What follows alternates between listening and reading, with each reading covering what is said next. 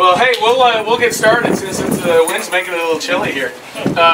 We are, as you know, you probably heard, on the fourth day of a 4-day tour. We started in Topeka.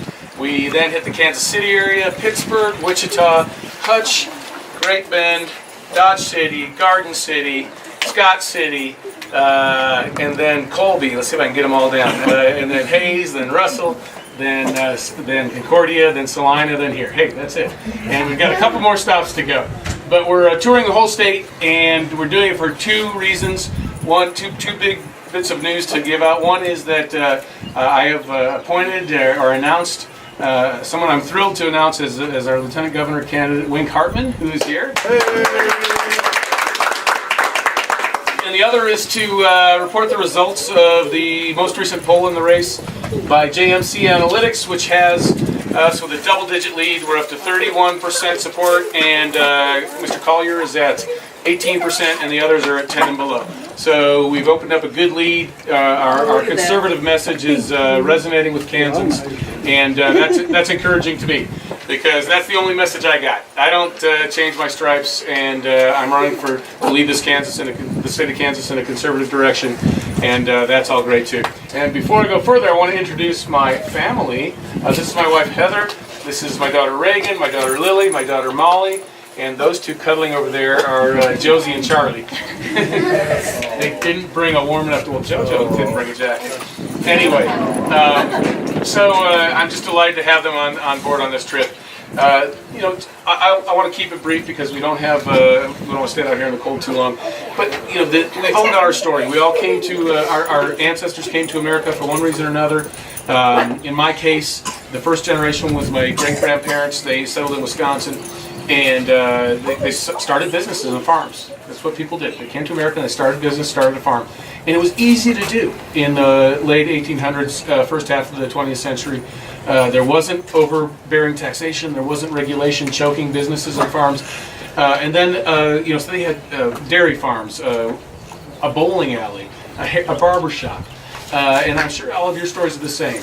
And then my parents' generation, they made a very important decision. They decided to move to Kansas when I was 7 years old. And I'm so glad they did, because of that, I have Kansas in my blood. Kansas values, Kansas culture, Kansas principles, Kansas politics. And that's why I'm standing here today. But why did they move to Kansas? To start a small business, a car business in Topeka. And we've got to keep that going. We've got to keep it going for my generation, my kids. So if they or their husbands want to start a small business, it's easy to do. And they can support a family in Kansas. And that's one of the reasons why I think our smaller communities, west of Topeka, many of them are shrinking, is because it's gotten harder to start a business. It's not shrinking, in some cases it's shrinking because some kid graduates from high school and he thinks it's going to be great to live in the big city of Kansas City. Then he realizes it wasn't any better, and that living back home would be just as good. But in other cases, because there's not a good job in the hometown. The businesses don't find it to be a good climate to build a business. And so that brings me to why I'm running for governor. We've got to make this a business-friendly, job-friendly state. And the number one thing that involves is cutting taxes. I mean, we have had a massive, back-breaking, historically high $1.2 billion tax hike in 2017. And that was after a historically high sales tax hike in 2015. And if you do that, those two massive tax hikes, one after another, we went from being a pretty good business environment in the 5-state area to one having the highest taxes in the 5-state area, if you look at all property sales and income combined. So a lot of people are saying, why should I start my business in Kansas when they just keep hiking taxes? And now the legislature's thinking about doing it again. There's one proposal, if they follow this proposal on spending on the schools, to triple our property taxes. Think about how easy it is how hard it is to pay your property taxes right now. Can you imagine if the legislature tripled them? Outrageous. So in my campaign, I'm going to take the same attitude I took as Secretary of State. If I make a promise, I'm going to keep it. And if the legislature or some organization stands in the way, I'm going to put my head down and push as hard as I can for the entire time I'm in office. I did that with photo ID and proof of citizenship for voting, and equivalent security measures for mail-in ballots. We are now the safest state in America for our elections. No other state is ahead of Kansas. Yay! Go Kansas!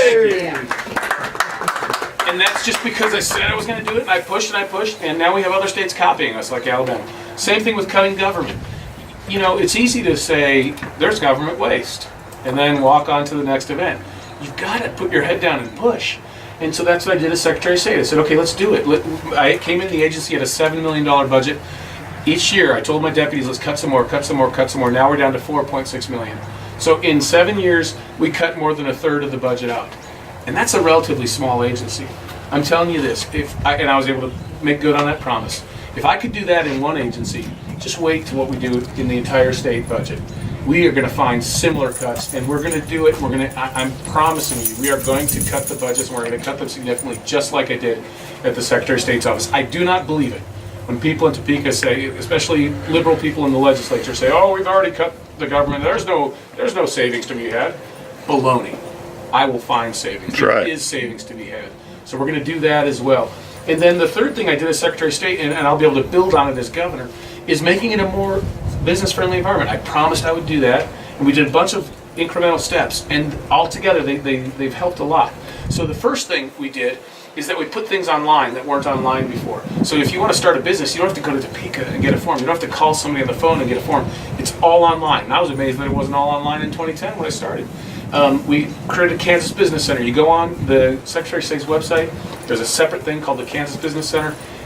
Everything you need, a one-stop shop to start your business. You're not sure whether you should be an LLC or an S corporation, there's a video there to tell you. Everything you need right there on one site. So we're doing it. We're making good on these promises. We're going to come in as secretaries from the Secretary of State's office to the governor's office. Same approach. No compromises. We're moving full speed ahead, and we're going to get these jobs done. There's a mess in Topeka. I've talked about several of these things. I don't want to belabor them all, but in addition to that, we've got a culture of corruption. We've got allegations of sexual harassment in the Capitol. The DCF system is in disarray. We have got a real problem with no votes being recorded in committees, so you don't know how your legislator's voting in committee, which, that's why we have so many legislators who do not look like their district. They do not represent their district. That's going to change as well. All of these things we're going to get done. And part of getting it done means having a team that is committed to getting it done. And that's why I chose Wink Hartman, because Wink Hartman has the best perspective to help me get this job done. I'm talking about cutting costs in big agencies full of hundreds, or in some cases thousands of people who do not want to do things differently. Republican governor, Democrat governor, Republican governor, Democrat governor. For the past 40 years, nothing changes. They do not want to change. They'll think, oh, we can ride this out. Yeah, this Koback guy, he's a conservative. We'll ride it out. I'll keep my job. I'll keep my nice fat paycheck. Nothing's going to change. It's going to change. And part of that, though, means you come in and you actually follow up. And that's where Wink Hartman comes in. He's got an incredibly successful business record. He's built businesses, built jobs all across the state in all kinds of industries: oil, banking, restaurants, entertainment venues. He has been able to make profits by cutting costs. That's how a business survives. And I'm going to have him go to each agency, spend a month or 2 months, do an audit, and say, here's where you cut the fat. Here's where you get rid of that. Here's where we gain efficiencies. And part of that is because we need to balance our budget. But part of that is, I believe we have a moral imperative. Look, when the government taxes you, did you give that money voluntarily? Did you say, yeah, here's how much I'd like to give this year? No, that's not how taxes work. It'd be nice if it worked that way, but it doesn't. No, the government confiscated your wealth. The government does not give you a choice. If you do not pay your taxes, you will be in trouble. And you will see the government trying to seize your assets in a variety of ways. This is forced confiscation, and that's okay. That's how taxes work in modern governments. But what it means is that it's incumbent on us to spend your money that we compelled you to give us, and we have to treat it like it's our money. That's not happening right now, government. They treat it like it's other people's money. Oh, there's always more. We'll spend money. Oh, we spent $10,000 on that computer. Who cares? We'll buy another one. That's the attitude they have. That's going to change. We're going to understand that it's your dollar. It's not our dollar, it's your dollar, and we have a duty to spend it carefully. And if we are wasting 25 cents of that dollar and then demanding another dollar next year, we've just taken your money, and then we've blown that money, and now we're taking more money out of your wallet by force. That's got to end. We've got to treat each of your dollars like it is a gift from the people of Kansas, and we're going to find a way to squeeze more value out of that dollar. We have a moral imperative to do it. And that attitude does not exist in Topeka right now. It's going to exist in the Koback-Hartman administration. Wink is the guy to come in and add his business acumen to this process of saving money and finding waste. When I say we're going to do something, we're going to do it. You're going to see agency after agency with a smaller budget. You're going to hear people in Topeka whining about how Koback is cutting things out of their budget, and how Hartman came in from outside and he told them to do this and that. Well, let them whine. I don't care what people say. And anyone who's followed my campaigns in the past knows that. We're going to make big changes, and to help me do it, none other than Wink Hartman is going to be your Lieutenant Governor. Thanks. Thank you. You know, you're all in luck since I'm cold too. So I think the best speech would be one with a very quick conclusion. And with that said, I think I'll even use the Cliff Notes this time, so we can kind of summarize and everything for you taking time out of your busy day to come out and see Kris and I. But let me say one more time and make it very, very clear. Kris is the right person at the right time. He has true conservative values. He doesn't talk the conservative talk, but as they say, he walks the walk. He is the true conservative, has been and will continue to be conservative for all the people of Kansas. It's exactly what we need. Now, as we move forward, my DNA is business. That's all I've ever done. For 50 years, I worked with budgets. I know how to balance budgets. I know how to do zero-based budgeting. Very simple concept, but it's something that maybe it should be used in Topeka. I understand return on investment. I understand efficiencies. I understand I'm in banking, community banking. I happen to be in oil and gas, one of the largest oil and gas producers, independent oil and gas producers in Kansas. I understand regulation. Unfortunately, I've seen way too much of it in my lifetime. Regulation is another word for choking off opportunity, job creation. It's a killer for the businesses of Kansas.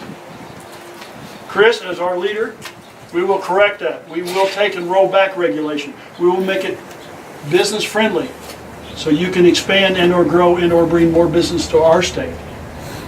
Once again, taxes. Well, $1.2 billion, that's a lot of money in my books. That's your money. But your money, ladies and gentlemen, has already been spent. $1.2 billion has been spent. It's spoken for you. It is now gone. So I'm going to suggest, sadly, what do you think is going to happen in the very near future? They're going to be looking all of you in the eye one more time and say, gee, we need to raise this, or this to balance our budgets, which they will never do. Now, we are at great jeopardy with the school of finance that's on the table now. Looks like we may have the opportunity to come up with more money. Well, one of the approaches right now is to raise your property taxes. Can't imagine, but it's on the table. And not just a double. We're talking tripling your property taxes. You're going to run people out of town in the middle of the night, and they're going to go someplace else. Our peer group of states are beating us on every corner. We have high taxes, high regulation. We cannot compete with Colorado, Nebraska, Oklahoma, and Missouri. They are taking the lead. Kris will put us back in the right channel so we can compete in our peer group, in our country. So let's think about the high taxes. We got KDOT. We need more Super 2s. We need to be more diligent with the money that KDOT has. Quit sweeping the money back into the general fund and increasing spending, which is usually wasteful spending and not needed. We also need to DCF. Kris mentioned DCF, Department of Children and Families. Well, I'm going to miss almost wordless, as speechless as they say here. If you lose one child, which they have, that is one child too many. When do you stop and look in the mirror that you're not doing your job, you can't complete the task? Now they've lost 75 to 80 children and have no clue where they are. But yet, unfortunately, in their world, nobody lost their job. Everybody's happy. Everybody keeps marching forward. There's been no changes made to correct the ill in that department. The only thing that did happen was the head of that department on a Friday afternoon, literally on a Friday afternoon, resigned, went home with full benefits, your tax money, full benefits, went home and retired. The next day, the president governor put a new person in place. Well, that person decided to have a meeting. Now the children are gone, but let's have a meeting. Well, meeting is another word for kicking the can down the road in Topeka. No action's been taken to date. The Department of Children and Families is being run like it was run the past year or two as these children disappeared one at a time. It is time for somebody to stand up and take action. Kris Koback will do that. He is tough. He's single-minded on keeping his mind on the vision of what is necessary for us. And the most important thing about Kris, which I really like, he is very, very effective at everything he does. Very effective. And most important, that fancy word we use so often that he understands, efficiency. Efficiency in government. He's done it, and he will continue to do it. And thanks to my good fortune, I will be standing next to him, and we will accomplish the task together. Thank you very much. God bless Kansas.